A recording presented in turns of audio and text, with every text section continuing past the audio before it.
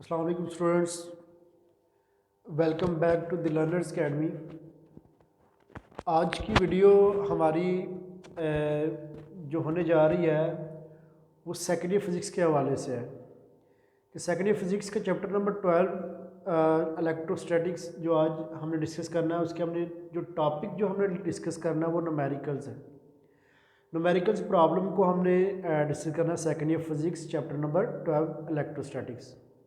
तो चले बेटा हम अपने पहले न्यूमेरिकल प्रॉब्लम्स की तरफ चलते हैं। फर्स्ट न्यूमेरिकल प्रॉब्लम्स हमारे पास जो उन्होंने हमें दिया है वो हमारे पास है कि compare magnitude of electrical and gravitational force. मतलब कि हमने मैग्नीट्यूड को कंपेयर करना है किस किस के, इलेक्ट्रिकल और ग्रेविटेशनल फोर्स। आपके पास दो फोर्सेस हैं, ग्रेविटेशनल फोर्स आपने फर्स्ट ईयर में पढ़ी है, ठीक है, और इलेक्ट्रिकल फोर्स जो बेटा आपने चैप्टर नंबर 12 के फर्स्ट टॉपिक में हमने कूलम्स लॉ में जो इलेक्ट्रोस्टैटिक फोर्स जिसको इलेक्ट्रिकल फोर्स भी कहते हैं उसका फार्मूला हमने डिस्कस किया था।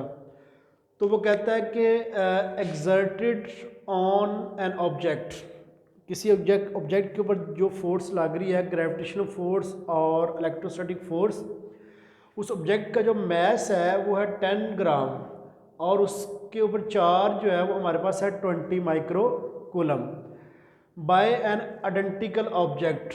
मतलब कि जो हम क्योंकि दो ऑब्जेक्ट्स की बात कर रहे हैं, क्योंकि दो पार्टीज़ के दरमियान ही इलेक्ट्रोस्टैटिक फोर्स होती है, इलेक्ट्रिकल फोर्स होती है, ग्रेविटेशनल फोर्स होती है।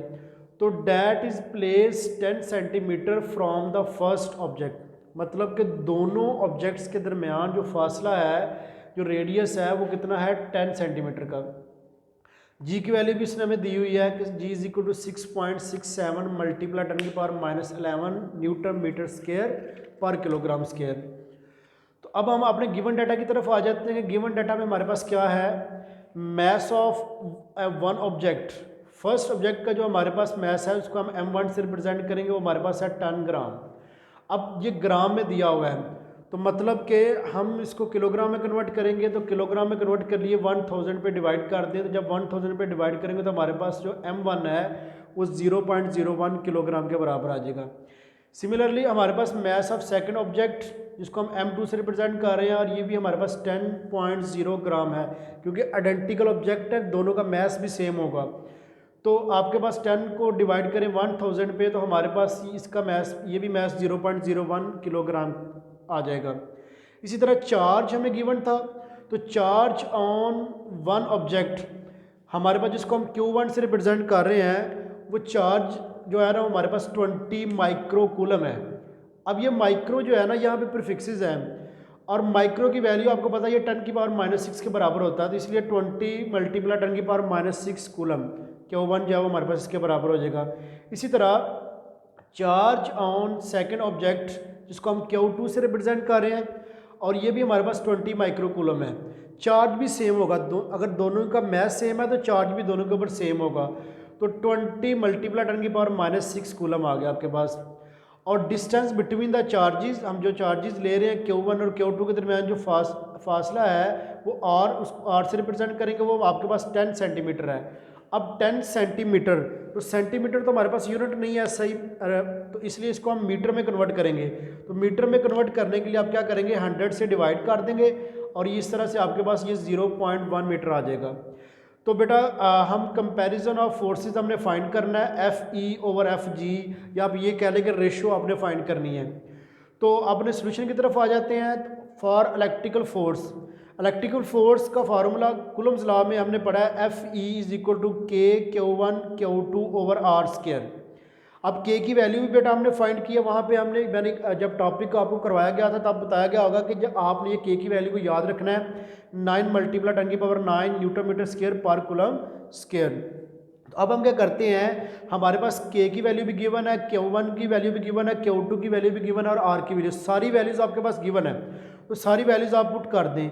हमने वैल्यूज़ पुट की, K की जगह पे हमने 9 मल्टीप्लाई 10 की पावर 9 और 20 मल्टीप्लाई 10 की पावर -6, 20 मल्टीप्लाई 10 की पावर -6, मतलब Q1 की जगह पर Q2 की जगह पर ओवर 0.1 का स्क्वायर। अब आपने क्या करना है, जब भी आप कैलकुलेशन करेंगे तो आपने क्या करना है कि जो पावर्स वाली वैल्यूज़ हैं उनको एक साइड पे कर देना है, और जो विदाउट पावर्स है मतलब उनको आपने एक साइड पे काट देना है। तो हमने पावर्स को एक साइड पे कर दिया क्योंकि सबकी बेस एक जैसी है, तो हमने पावर्स को ऐड अप कर दिया। और 9 मल्टीप्लाई 20 ओवर 0.01। अब ये -6 और -12 हो जाते हैं। अब 12 में से 9 निकाले तो आपके पास -3 बचेगा।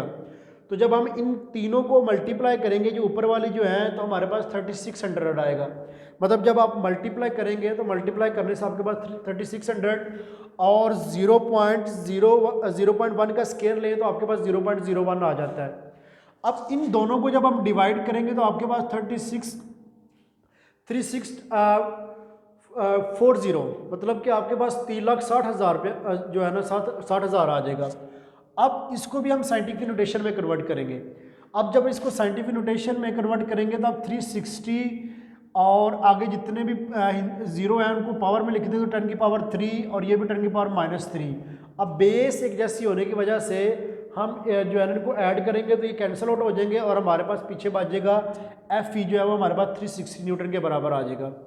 इसी तरह आगे नेक्स्ट हमने ग्रेविटेशनल फोर्स, तो हमने ग्रेविटेशनल फोर्स का मैग्नीट्यूड फाइंड करना है। तो ग्रेविटेशनल फोर्स का formula Fg is equal to G m1 m2 over R square. अब ये कैपिटल G का आपको पता ही है क्या है, ये बेटा आपके पास एक ग्रेविटेशनल कांस्टेंट है, और m1 फर्स्ट ऑब्जेक्ट का मास, m2 सेकंड ऑब्जेक्ट का मास है, और ओवर आर स्केयर। ठीक है। अब आपने क्या करना है नेक्स्ट कि वैल्यूज़ पुट करनी है आपके पास, इसकी सब सारी वैल्यूज़ आपके पास दरकार है। तो वैल्यूज़ पुट की हमने जी की जगह पे 6.67 मल्टीप्लाई 10 की पावर -11, m1 की वैल्यू 0.01 और m2 की वैल्यू भी 0.01 किलोग्राम थी। ये ऊपर हमने जो है ना वो पीछे हमने इसको डिस्कस किया है। अब ओवर 0.1 का स्केयर। अब आपने क्या करना है कि उसी तरह पावर्स जो है ना उसको एक बाहर साइड पे निकाल देना है, और जो बाकी वैल्यूज़ उनको एक साइड इकट्ठा कर देना है। हमने इनको इकट्ठा कर दिया। अब इसका भी जब हम स्केयर लेंगे तो आपके पास 0.01 आएगा। तो 0.01 से कैंसिल हो गया, पीछे आपके पास बचा 6.67 मल्टीप्लाई 0.01 मल्टीप्लाई 10 की पावर -11। अब इनको आपस में मल्टीप्लाई करें तो आपके पास आता है 6.673 मल्टीप्लाई 10 की पावर -13। आप मल्टीप्लाई करके देख ले तो आपके पास जो है ना वो यही आंसर आएगा। अब ये बेटा हमारे पास मैग्नीट्यूड ऑफ ग्रेविटेशनल फोर्स और ये मैग्नीट्यूड ऑफ इलेक्ट्रोस्टैटिक फोर्स मतलब इलेक्ट्रिकल फोर्स, दोनों का मैग्नीट्यूड आ गया। अब जो गिवन हम जो रिजल्ट हमने निकालना है वो निकालना है Fe ओवर Fg। तो बेटा हम इसी तरह Fe और Fg जो है ना इसको हम इनकी रेशियो निकाल लेंगे। तो ऊपर हम मैग्नीट्यूड रखेंगे Fe का और नीचे बेटा मैग्नीट्यूड रखेंगे Fg का, दोनों की वैल्यू को पुट कर दिया। अब उसी तरह ये पावर नीचे नेगेटिव में है, जब ऊपर जाएगी तो ये प्लस में हो जाएगी। ठीक है। फिर नेक्स्ट आपने क्या करना है कि इन दोनों को आपने डिवाइड करना है। जब इन दोनों को डिवाइड करेंगे तो हमारे पास आ जाएगा 53.9 मल्टीप्लाई 10 की पावर 13।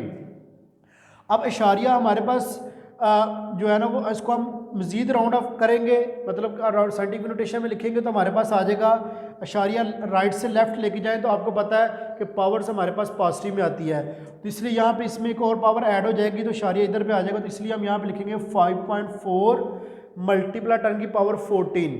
तो इस तरह से बेटा रिजल्ट में हमारे पास कंपैरिजन ऑफ फोर्स जो है Fe ओवर Fg जो है वो किसके बराबर आ जाएगा 5.4 मल्टीप्लाई 10 की पावर 14। तो ये बेटा हमारे पास रिज़ल्ट था जो उसने हमें स्टेटमेंट में कहा कि आपने इसको फाइंड करना है, तो वो रिज़ल्ट हमने निकाल लिया। तो बेटा ये हमारा जो है ना वो आज का टॉपिक था। आज की जो हमने न्यूमेरिकल प्रॉब्लम 12.1 को डिस्कस करना था। तो बेटा इसमें अगर आपको किसी भी किस्म का कोई इशू हो या कैलकुलेशन में कोई मसला आए तो बेटा आप वो पूछ सकते हैं। जी बेटा, अल्लाह हाफिज़।